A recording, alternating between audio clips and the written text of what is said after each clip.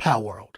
It's the hottest video game in the world. I'm sure you've heard it said before, but it's basically Pokemon without the rights to use Pokemon in their game. But that doesn't fully stop them. In just 2 weeks, it's dominated the sales charts and video game discourse, causing a kind of mania amongst the players, kind of like, I actually can't think of other examples of monster-based manias. But with the success comes pitfalls. Accusations of AI art and stolen designs. I wanted to make a video sooner. Everyone was talking about it. It was trending, and people were getting tons of views. But I was busy playing Palworld. But waiting kind of worked out because when this first dropped, there were a lot of claims that the game was using AI-generated content.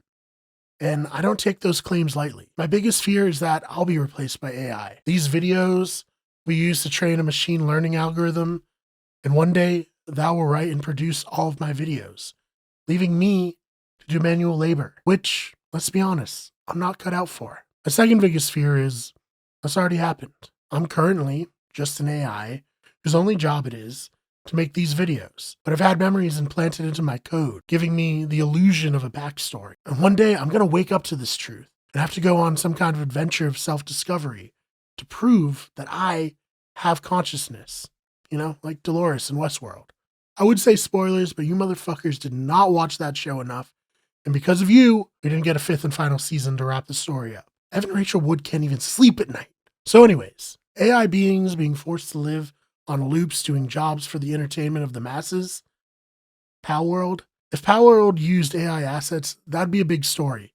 Possibly the story of the game. But the best I can tell is that rumor started because the studio head had expressed interest in AI Pokemon and AI art in general. And then, more damningly, the studio's previous game involved the use of AI art. However, there's been no proof that this is the case for Palworld. And Steam even requires studios to disclose the use of AI on their Steam page, which is absent from Palworld's page. I get not wanting to support AI art, but claiming it was used and then boycotting a game over it, even though there's no concrete proof, kind of creates the boy who cried wolf situation. Or a boy who cried dire howl. Sorry, that's Lycanroc from Pokemon.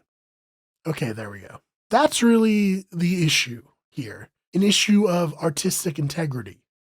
Because while the game isn't Pokemon, it's more like Ark or Conan Exiles with these pals.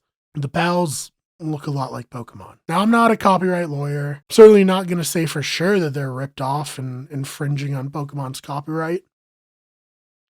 Though I certainly have some thoughts. But I feel like I know Nintendo and how quick they are to strike down or sue people ripping off their IP. If you want to run an unsanctioned Smash Bros. Tournament for your school and Nintendo finds out, you'll shut that shit down. They already have shut down a mod for Palworld that replaces the pals and player character with Pokemon and Ash. But they haven't gone after Palworld itself, a game that's been promoting itself for 3 years, which makes it seem like they can't, right? If they could, they would have. All that being said, it's pretty blatant with some of these models. I wanted to put them to the ultimate test. Would your parents, who don't play Pokemon and really only know about it through you, be able to tell if these creatures were pals or Pokemon? So I asked my mom to assign these creatures to their respective games.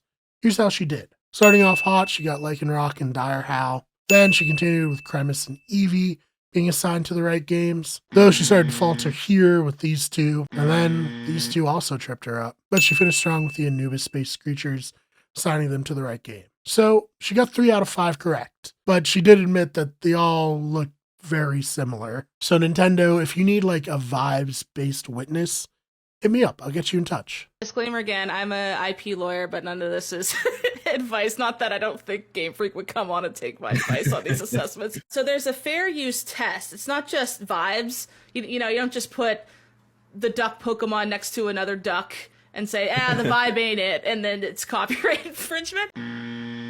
So unless Nintendo does sue, there's really nothing stopping Palworld. It's a fun game. Yeah, it borrows heavily from Pokemon, Ark, Breath of the Wild, etc., which of course makes it unoriginal, something that the game industry struggles with generally. But it gets at what Pokemon has been missing. People want to run around and collect monsters with their friends. So I hope that Nintendo learns a thing or two. And this will cause the next Pokemon game to be really great. I also know that's not going to happen because Nintendo and the Pokemon Company have gone all in on brand synergy, dropping games alongside the anime and the cards. But hey, I can dream. For now, I have a lot of work to do on my base. Fortunately, I have knockoff Pikachu to help keep his fellow pals in line. I swear if I see any of you slacking off. Thanks so much for watching. If you enjoyed it, please subscribe and, check out our other channels. We have Better Radio, where we post our podcasts, Wicked Good Sports, where we post all our sports videos, and a new channel just called Brian Marr, which is, me. And on that channel, we post these videos. One day we might migrate all of the commentary videos to that if you subscribe. So please check it out. And other than that, thank you so much for watching, and we'll see you in the next one.